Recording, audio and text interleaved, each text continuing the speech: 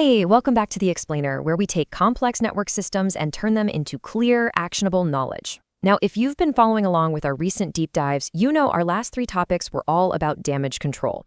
We painstakingly went through the mechanics of plugging accidental leaks, right? Closing the gaps on WebRTC, locking down your DNS, sealing up those sneaky IPv6 exposures.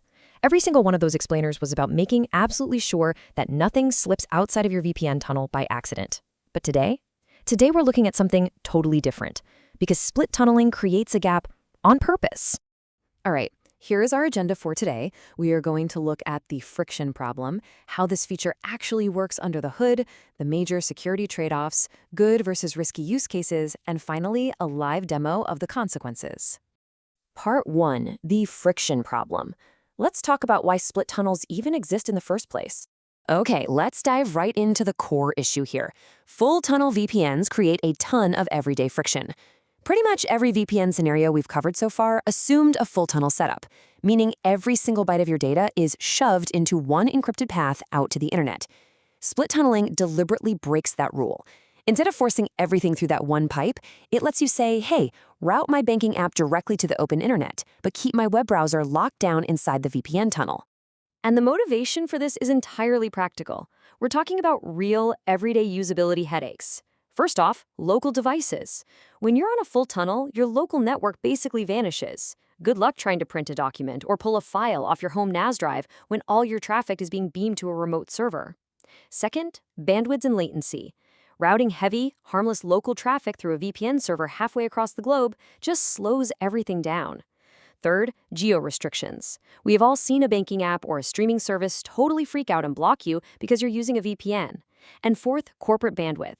If you're tunneling into work to check an internal dashboard, routing your personal Netflix binge through the corporate network is just a massive waste of their bandwidth. Moving on to part 2, how it works. Let's look under the hood. So the friction is super real, and the fixes make sense.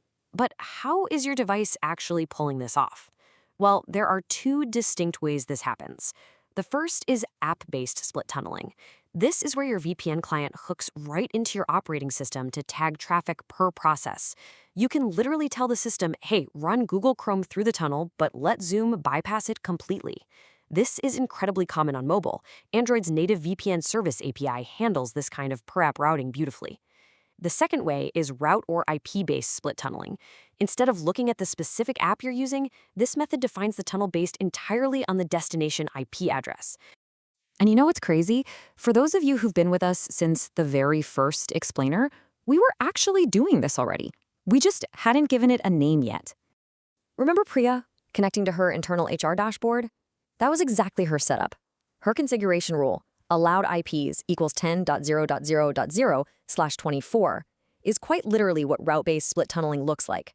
Her corporate WireGuard setup routed only the traffic headed for those specific internal IP addresses through the secure tunnel. Meanwhile, her general internet browsing went straight out to the web, completely untouched by the VPN. You already saw this mechanism in action. Today, we're just finally putting a name to it. Part 3, the security trade-off. Let's talk about the real cost here. Because we understand how this works, we really have to face what it costs you. This incredibly convenient feature, it completely undoes everything we fixed in our previous explainers, at least for the traffic you exclude. Here's the absolute bottom line. Excluding traffic means you are stepping right back to stage 4 visibility for those connections. Your real IP address is out there, fully exposed. Your ISP is watching those connections in plain text. And honestly, the most dangerous part? DNS leaks are no longer an accident. They become a structural guarantee. If your DNS resolution isn't explicitly locked to the tunneled portion of your traffic, split tunneling is a built-in, predictable cause of the exact DNS leaks we worked so hard to patch. It's not a bug. It is just how the feature is designed. Part 4, good versus risky uses, knowing exactly when to use it. Since this creates a massive structural gap, we need to make really smart choices about when to turn this on. And the line here is actually pretty clear. On the good side, we've got corporate internal access, hitting your local network printers, or just saving bandwidth on stuff you don't care about hiding. Those are perfect use cases. But look over at the risky side. If you assume your sensitive browsing is protected, but an app gets quietly excluded, you are totally exposed. If you're torrenting or doing research that requires absolute de-anonymization resistance, split tunneling is your absolute worst enemy.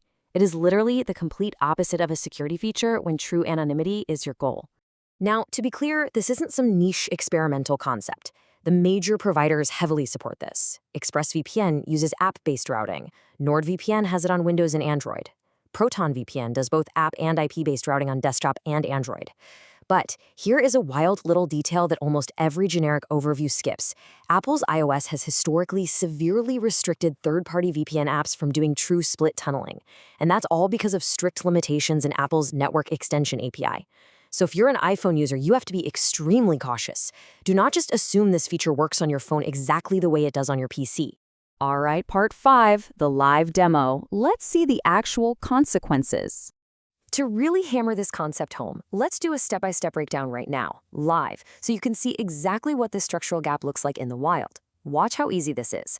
Step 1, I'm toggling on split tunneling in my VPN client. Step 2, I am specifically telling it to exclude my web browser, sending that traffic straight out to the open web. And step 3, we're going to run the exact same leak test from our previous explainers, dnsleaktest.com and ipleak.net. Let's see what the network actually catches. Wow, okay, and there it is, my real, actual IP address, showing up completely clean and totally exposed. And that's the jarring reality check here. This plain text IP result, it's not an error, it's not a bug, it's not a misconfiguration. This is the split tunneling feature working flawlessly exactly as it was designed to work. I asked for the gap, and the software gave it to me. Which brings us to the core absolute thesis of this explainer. Convenience and protection are a trade-off. They are not a package deal. The takeaway today isn't to just universally avoid split tunneling. It is an amazingly useful tool for the right kind of traffic.